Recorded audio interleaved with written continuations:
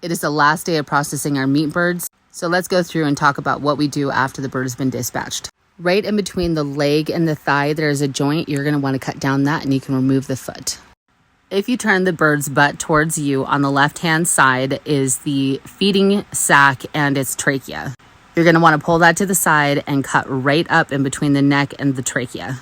I prefer to remove the skin from around the bird's feed sac and the breast.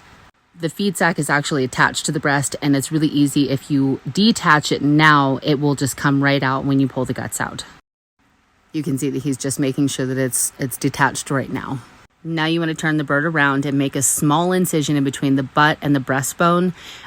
Don't go too far and rip it with your hands. Now you're going to go in and really just detach all the membranes away from the guts so you can pull them out nice and easy.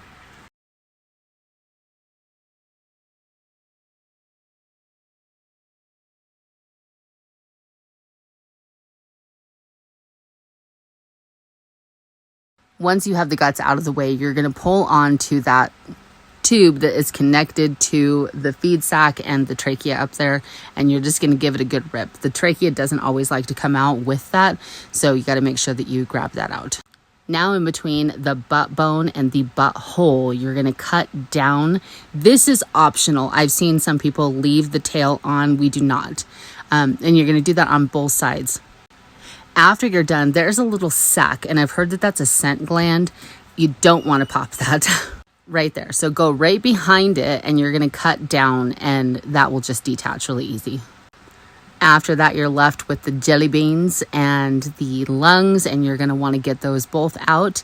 The lungs are kind of hard to see in there. I tried to get it, but you're going to scrape along the rib cage in the back towards the spine, and you'll feel them pop out. That's one of them. On the right hand side, I scrape from the ribs to the spine, and on the left hand side, spine to ribs. You can see that is where they were.